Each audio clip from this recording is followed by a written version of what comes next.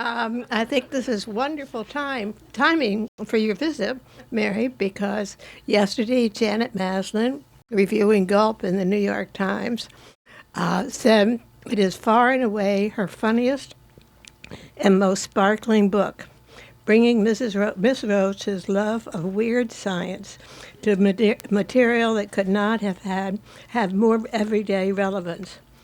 Having graduated from corpses, stiff, the afterlife, spook, and sex, bunk, she takes on a subject wholly mainstream and explores it with unalloyed merriment. And she is fearless about the embarrassment that usually accompanies it. Gulp is structured as a vastly entertaining pilgrimage down the digestive tract, with Ms. Roach as the wittiest, most valuable tour guide imaginable. So here's Mary Roach to tell us about Gulp.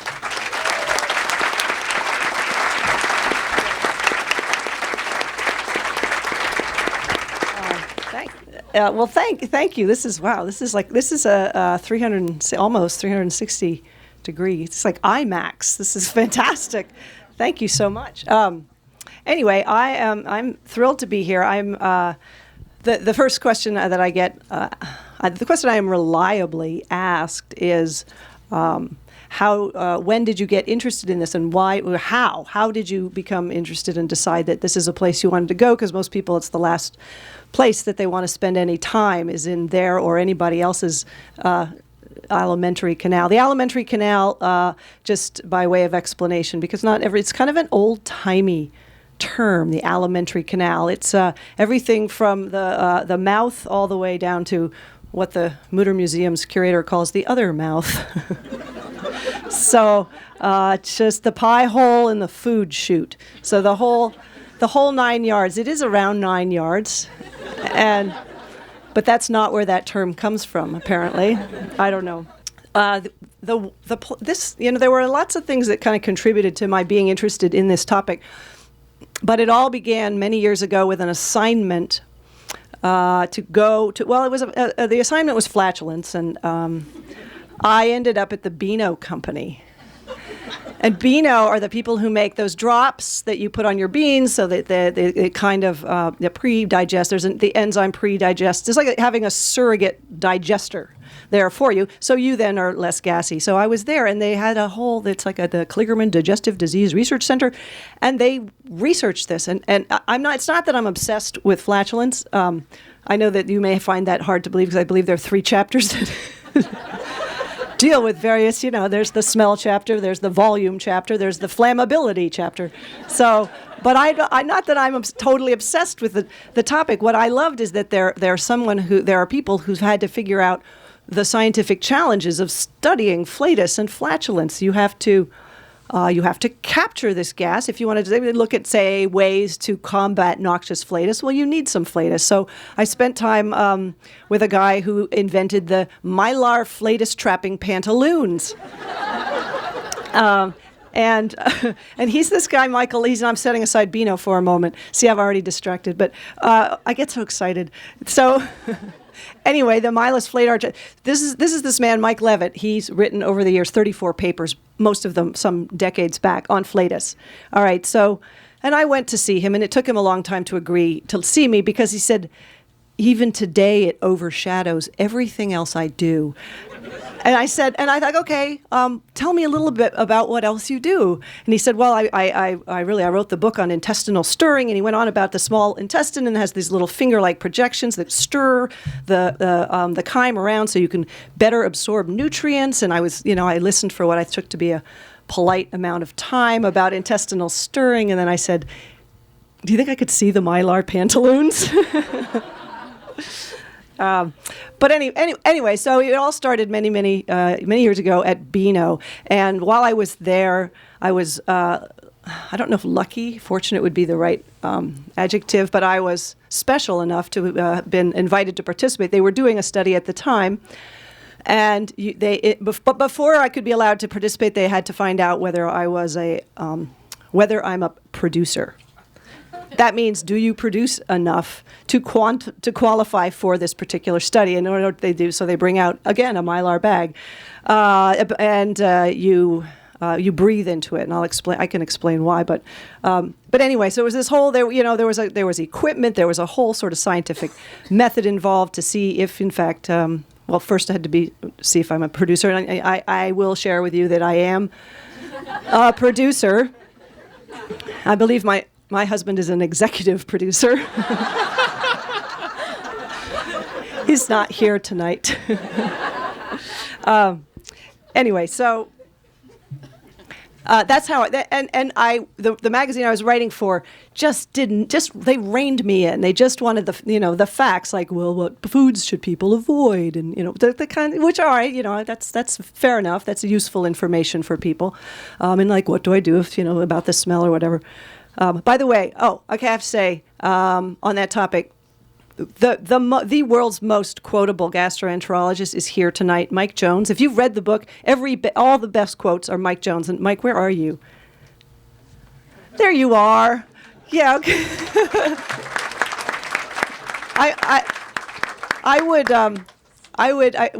I would say what, like every other week you would get an email from me going, Mike, hey Mike, is it possible to literally knock the shit out of someone? How would that work? But I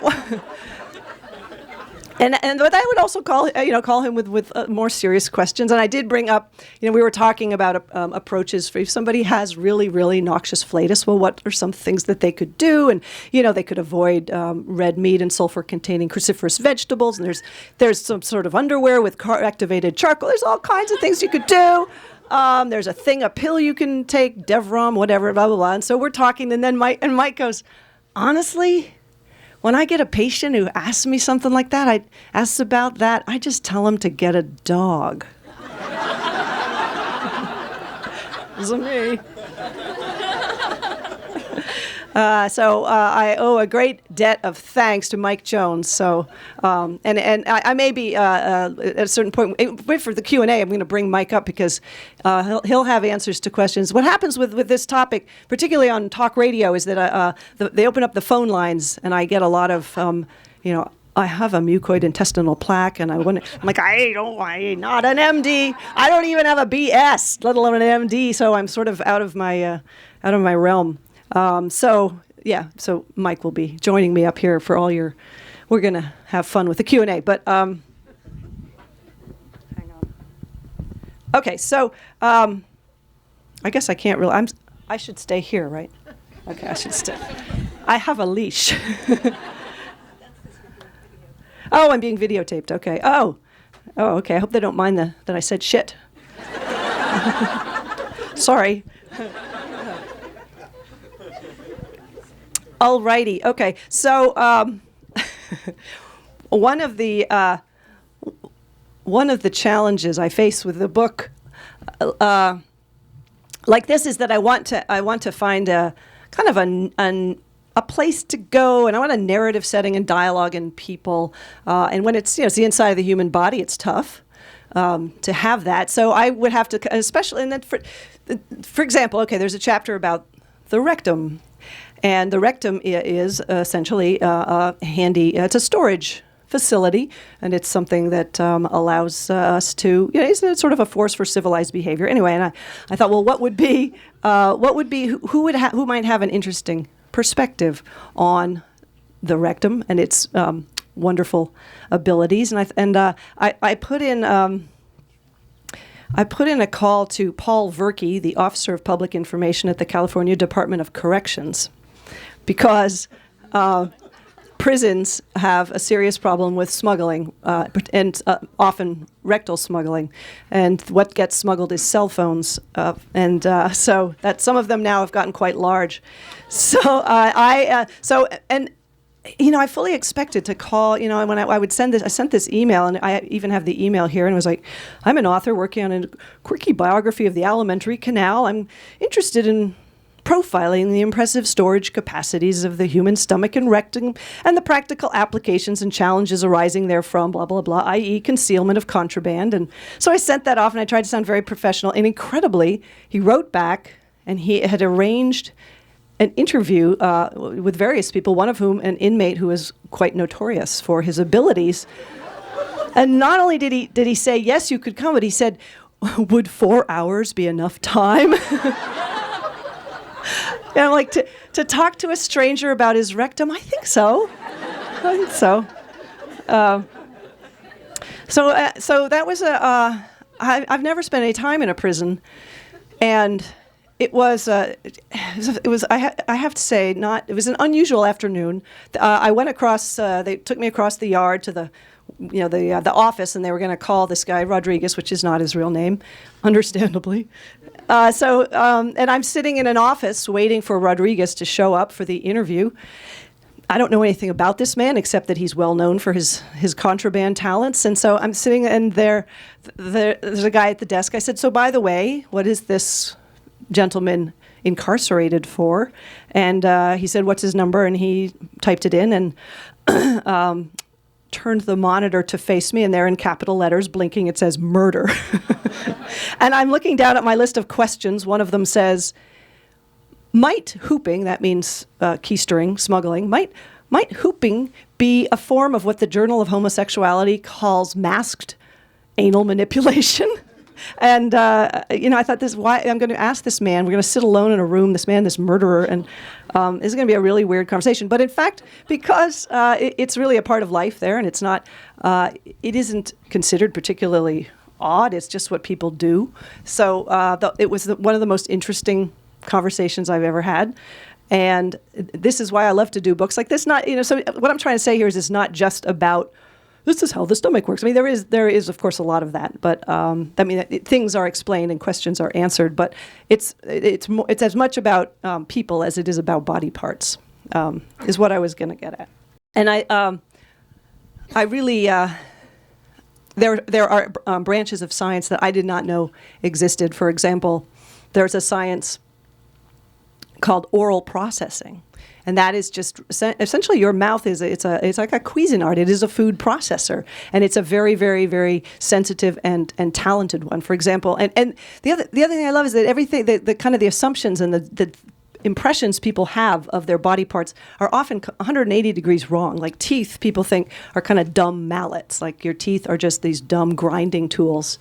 And in fact, what's amazing about teeth is that they're incredibly sensitive. They can sense this. And I met the guy who did this study using tiny, tiny plastic grains and custard. And he said the teeth can sense a grain, 1/25,000th of an inch. You can feel that there's something, you eat spinach and there's a piece of grit. You know it right away. And he was talking about how the teeth, when you say you have a peanut between your teeth and you're biting down to break that peanut, at the moment the peanut gives way, the muscles cut out, because otherwise all this force would continue to be applied and you would smash your teeth together and you might chip or break your teeth, these precious instruments. So this was all, I had absolutely no idea that my teeth were doing this. I mean, there's this whole world, your body is doing all these things unbeknownst to you, sort of taking care of you. There's all these emergency protective reflexes that go on if you are, say, eating to excess. If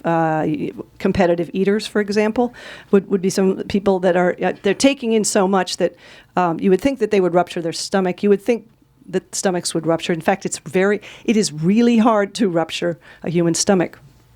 I sound like I've tried or something. Come over here. I want to rupture your stomach.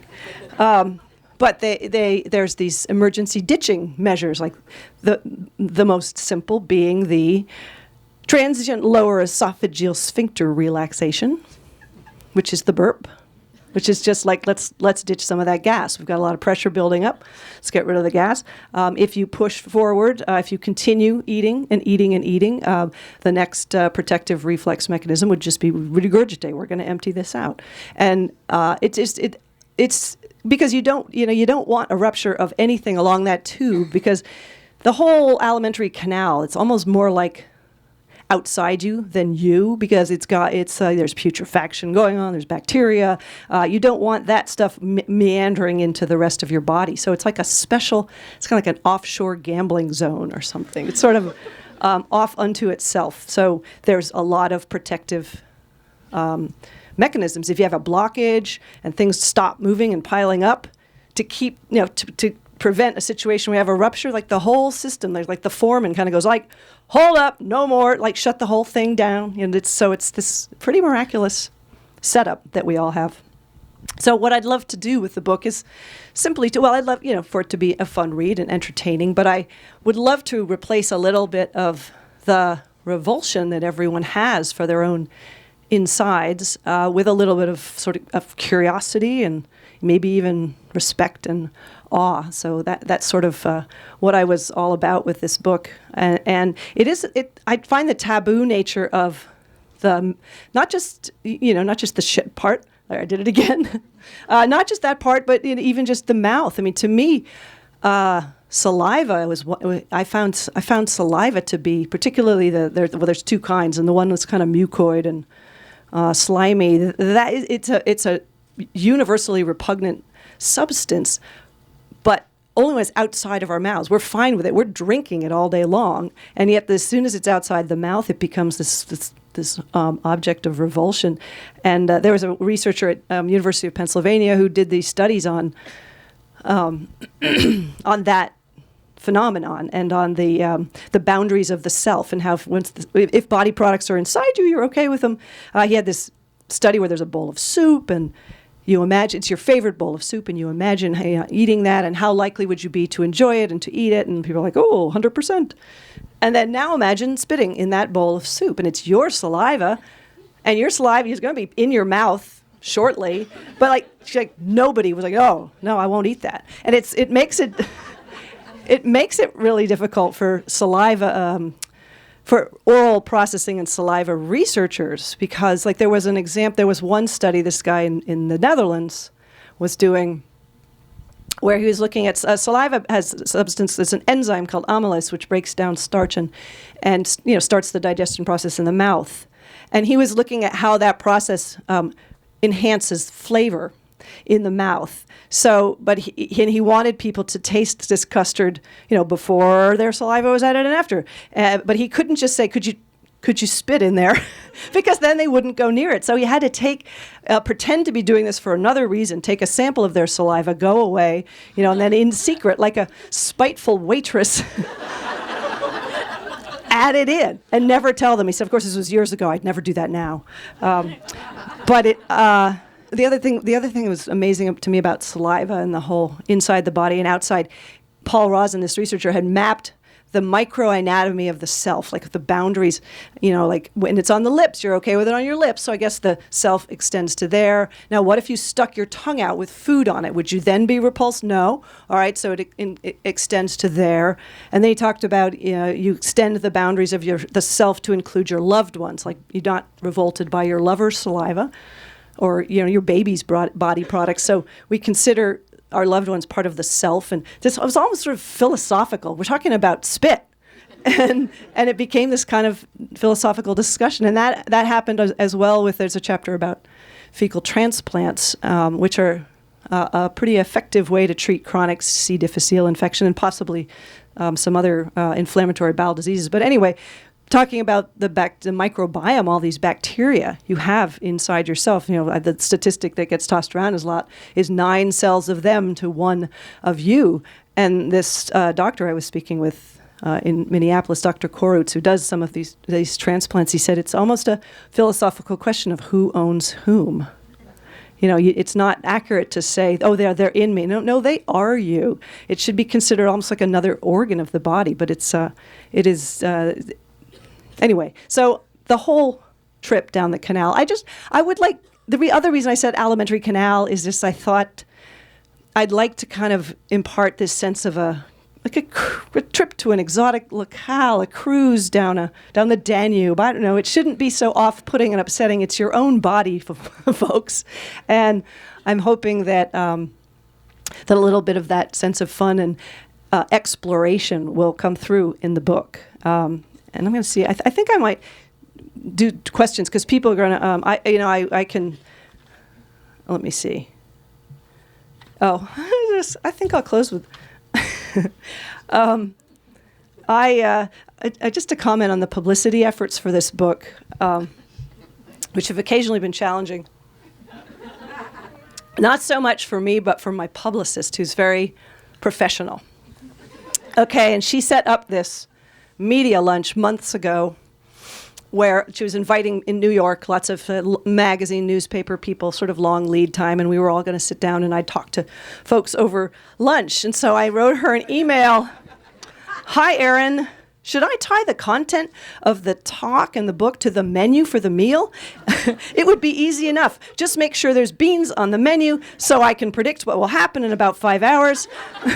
Also, I can introduce people to topics like intraoral bolus rolling and the miraculous generation of saliva that happens when you drink anything acidic like wine or citrus juice. And I get this immediate reply, Dear Mary, thanks for brainstorming. I love that you're having fun with this. However, I do think that since it's a lunch, it's best to stick to topics that won't turn anyone's stomach. So, and we don't want to be too graphic. And she said, yeah, maybe you would like to speak to just address the chapter where you talk about, trying out to be an olive oil taster up in Sonoma, where everything's clean and the rectum is not engaged at all. So poor Erin. Luckily, Erin isn't here today.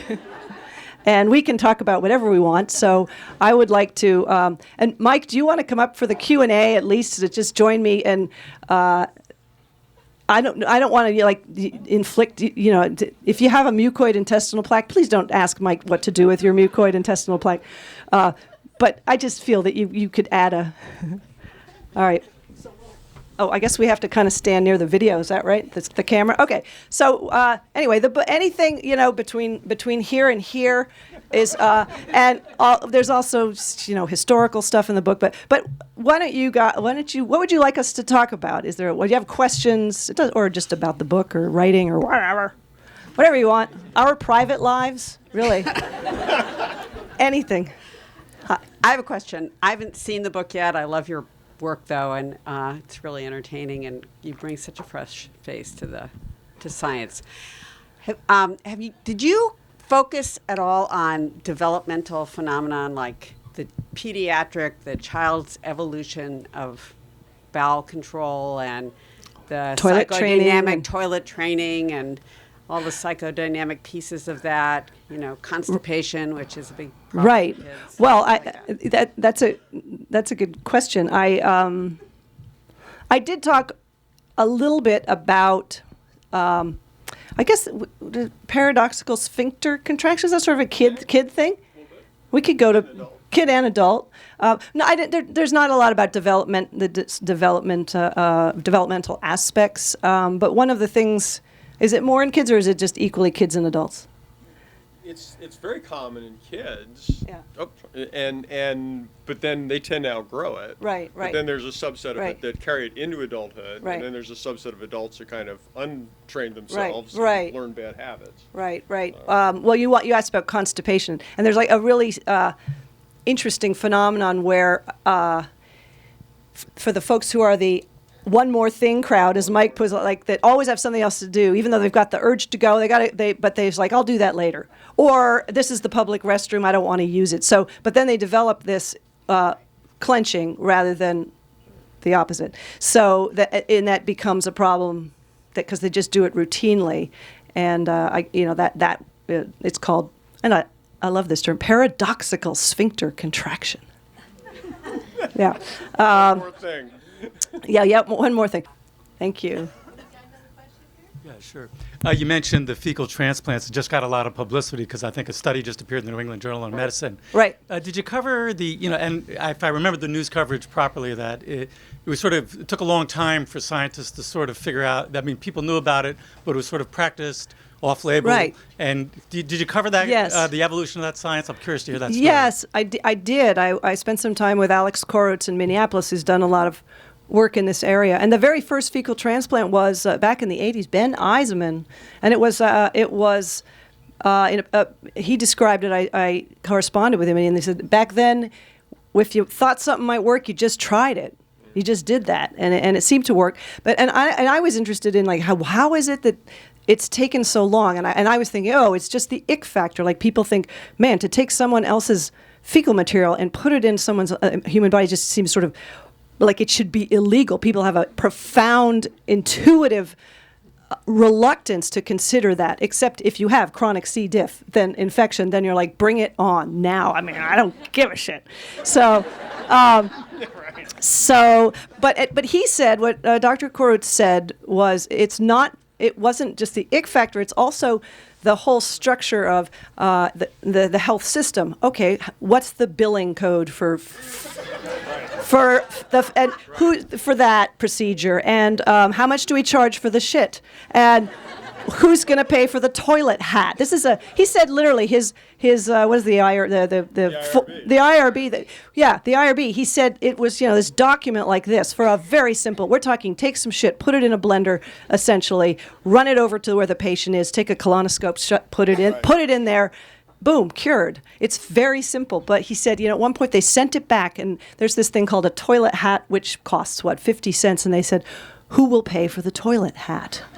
He's like, come on. Now there's another 6 weeks that we're held up here trying to get approval. So it was partly, and because there's no pharmaceutical company making the shit. It's just shit. So there's no money to be made. The pharmaceutical companies aren't spending the money to push it through to do the trials. And there's no even a device maker because you're just using the same scope, the colonoscope, put it in. So that's also been part of it. But it's been, for something that seems so effective, cheap, no side effect, right? Kind of amazing that it took this long. Yeah. I have more of a general question.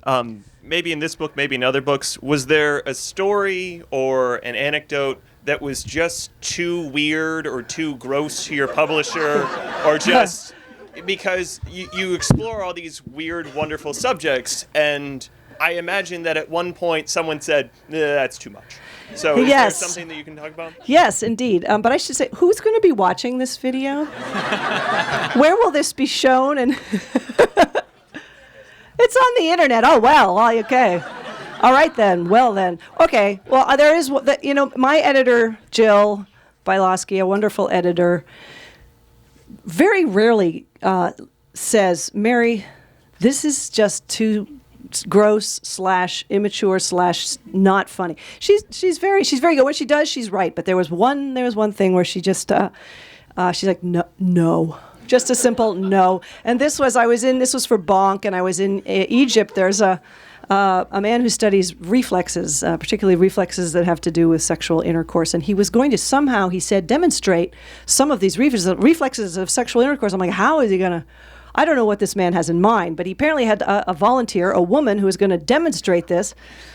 And so I go along, like, not imagining what this is going to be. Okay, well, the woman wisely has taken off. I don't know where she is. She's gone. And he's like, oh, well, I know there's some other interesting reflexes that I could show you. And he got another volunteer, a man, and he demonstrated something called the anal wink reflex. And that is, okay, if you scratch, correct me if I'm wrong, you make it scratch along the anus, it kind of winks at you, or it puckers. Yeah, the anal wink. All right. So, and I went, and this man who's the volunteer. I don't know if he was a volunteer. Maybe if someone forced him at gunpoint. I don't know. But he's standing on the bed, and so the anus is sort of eye level. And Dr. Shafiq has a metal pointer like one uses in a lecture. So he's pointing and making it wink, and I'm looking at this hole, and I have this, and I flashed it when I was a child. Easter, okay, those eggs, those sugar eggs with a little opening at the front, and you look inside and you see the bunnies and the chicks, and it was the same, and it has the little pink frosting in it. So I flashed on this whole scene from Easter, and my editor was just, Mary, I don't think this is proper. No. So that gone. I believe I worked the anal wink in elsewhere because you can't, once you learn of the anal wink, you can't leave that out. Anyway, so there's an example for the internet. Thank you I'm glad someone appreciated that. I'm sorry this isn't as disgusting as the other questions, but I'm like, how do I keep this straight? I've worked in bars for a while, and I've tried to cultivate taste for alcohol and for, even tequila now is, but I have not. And like wine just tastes like, I can tell red and I can tell. Right. But so I'm wondering about the actual precision of taste and smell, Right. and whether most of it is lying. Yeah, Or- no, that's yeah. that's really great topic. I have a chapter where I saw on the website of the Olive Oil Center that they were having tryouts. That was their term, tryouts, for the olive tasting panel. And I always, any opportunity to humiliate myself, whether it's cheerleading tryouts or whatever it is, I tried out. And I went into it thinking, when I see a list of descriptors of a wine, I think, if I can't do that, if I can't identify these, then no one can, and it's bullshit. But I was amazed. The very first test was just a bunch of liquids. You sniffed them and identified them: almond, vanilla, some pretty basic stuff. One of them was olive brine. I didn't know that. And one of them was, I was like, oh, olive oil, I got that. In fact, it was rancid olive oil. I wasn't able to detect that. These folks were able to, there was a ranking. There were 5 olive oils. You had to rank them by bitterness. I couldn't tell a difference between any of them. None of them seemed bitter, but people were just nailing it, because it's sort of like you learn a language. It's like, initially with music, you just hear a symphony. You hear this lovely sound. But then when you learn more about music, you can pick out not only the different instruments, but different themes that come in and in retrograde and blah, blah, blah. You learn this language, and with wine tasting, you can learn it by, well, part of it is just exposure, but there's these kits that you buy, and each bottle will have a reference molecule, like this is the compound that makes black cherry smell, or aroma is the better word. So you familiarize yourself. That's sort of the vocabulary, and then you can put a name to it, and you can recognize it. And then when you drink a glass of wine that has some of these components, you can actually pick them out. I can't, because I was never trained. But they train sensory analysts. It's like a 60-hour training course at least, in different, whether it's wine or beer or a specific type of beer. And now you can't, not to the extent that some of the labels where there's 15 different descriptors.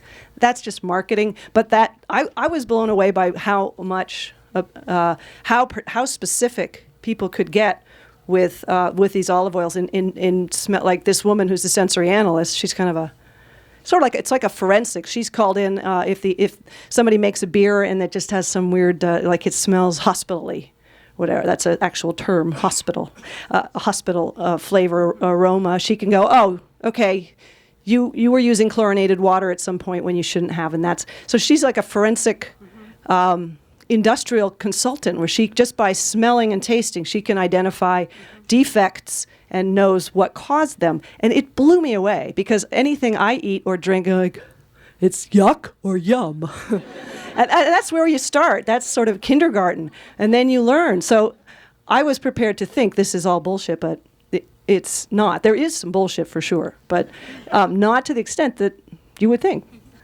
Oh, hello. Hi. I've really enjoyed your books, and I think what I enjoy most is your curiosity.